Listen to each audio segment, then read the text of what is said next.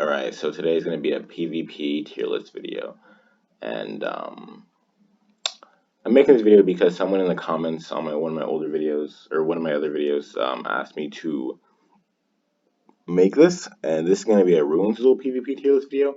Because in other game modes, there's a slight difference between the ranks. Not too big, but, just making it more clear. Because I feel like in my PvE tier list, I wasn't very clear and explanatory on my decisions, which caused a little bit of a disagreements or misunderstandings. So I understand, and I want to make that less likely to happen this time. So first, I'm going to start off with Priest going into S tier because Priest is very versatile, useful in every situation. Probably the best class in the game, if not top two, and it's not number two. And then I guess we can get started on like the real list now, since Priest is automatic S tier. So first we're gonna go with Ninja S tier because Ninja is like always the main DPS in a Ruins Duel team. They have great burst. They have the fastest heal release in the game, I think, for like their full combo, and then they have super armor with a CC break, just very versatile, very good DPS, good at picking people off, and good at getting in people's head. You know what I mean? Like great class. Next, S tier. A lot of people might not agree with me on this if they don't know about Paladin. Paladin is S tier in PvP. I do not respect any Paladin slander for PvP. Paladin is an S tier PvP class. They have good reflect, and I know people like Opinion's got nerfs, but reflect is still viable in PvP if you're taking enough damage to reflect at least. And then they have pulls, they have stuns, and they have stat reductions. Paladin is an overall S tier class in PvP. Next, we're going to go to A tier. For A tier, I'm going to start off with Frostweaver because Frostweaver is an overall very well balanced class. They have CC break, they have movement speed bonus, they have invisibility, and they have crowd control.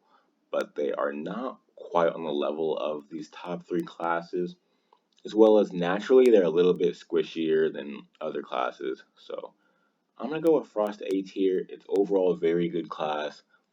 It's very useful, but I just wouldn't take it over the top three classes. Maybe an argument can be made for Paladin, but that depends on the team composition and what we're running.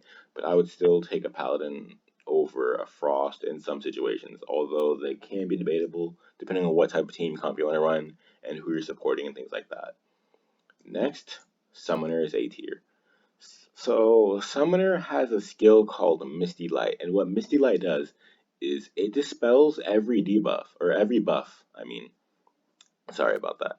So if you have pearls, team pearls, anything of that sort, it gets dispelled. It dispels all your pearls. Your Nympha's gone, your Amaterasu is gone, your Margaret's gone, all those things are gone. That alone puts Summoner at A tier.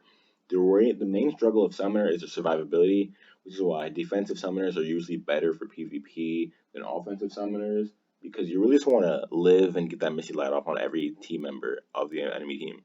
And that's why Summoner is going to be A tier. Next is a Twin Star at A tier.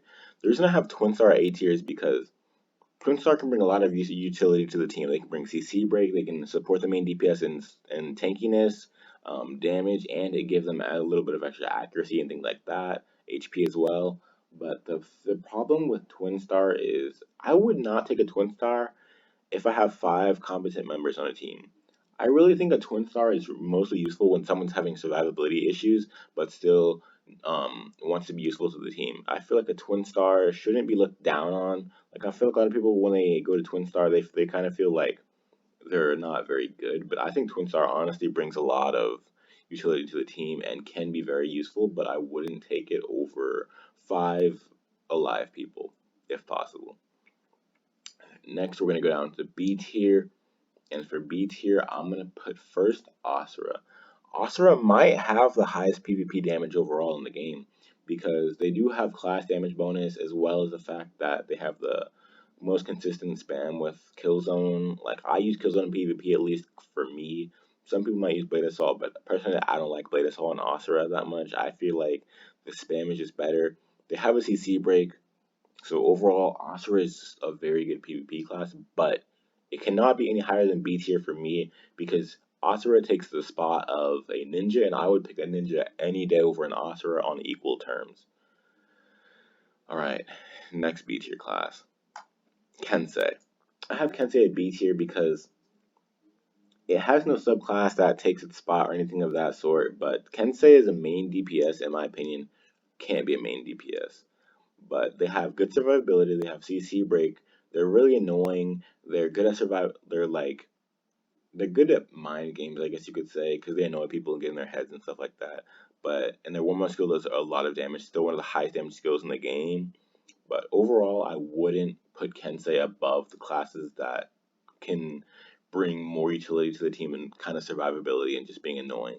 These classes all bring dispel, CC, crowd control, things like that. Like Kensei does have a bit of crowd control, but it also needs a lot of setup with the weakness or identify. I mean, so that's why Kensei is at B tier for me. Next, I'm gonna go ahead and do C tier, and first I'm gonna start off with Berserker. Berserker is C tier because it's not as bad as D tier class, but it's not better than anything above it. And it does have CC break and tanky and good warm up skill. But Berserker takes a Paladin spot. I would take a Paladin over Berserker any day of the week as well. And honestly, Berserker doesn't really mesh into teams very well. Their role is very confusing because they can't do damage to be a main DPS, but they can't do support things like as a full support. So that's why I'm gonna put the Berserker at C tier. Next is Pyromancer. Pyromancer might be a little people might disagree a little bit because a lot of people play Pyromancer and I see strong Pyromancers or like people like Struggler who are strong Pyromancers. But the problem with Pyro is before everyone was a PvE main, Pyros were getting put on a leash by ninjas in PvP. And Pyros, they don't have a CC break or anything like that. So they're getting put on a leash by ninjas or any class of CC break that can do enough damage to really kill them. That's why I don't have them up there. Their burst damage is very high, don't get me wrong, it's very high, but I'd rather take a Frost over a Pyro because they have better survivability and they kind of have the same skill set, except Frost has more CC, survivability, and that's my reasoning. Next, D tier, because Ranger bad, pew pew pew. Okay, but in all seriousness, Ranger just doesn't have a lot going for it for PvP. Their main issue is they stand still. And then their second main issue, well, honestly, this could be the first main issue. Honestly, they're both equally. No, no, no. This is the main. This is the real main issue. They take up a pre slot. In my opinion, I would never, ever take a ranger over a priest. I am sorry. On equal terms, I would take a priest any day of the week. Ranger just does not compare to priest, and like that alone puts it at D tier. But other than that, Ranger doesn't have good mobility. They don't have a stun. They do have their fairy phantasm or whatever that stop people from moving, but like that is not a stun overall. Like people can still use skills and get out of it and things like that, but that's why I'm gonna put Ranger at D tier. This is my PvP Ruins Duel tier list. If you guys have any more questions or things of that sort, go ahead, feel free to comment. Or if you have any more video recommendations that you want to see or something, I'll try to get them. So feel free to comment that too.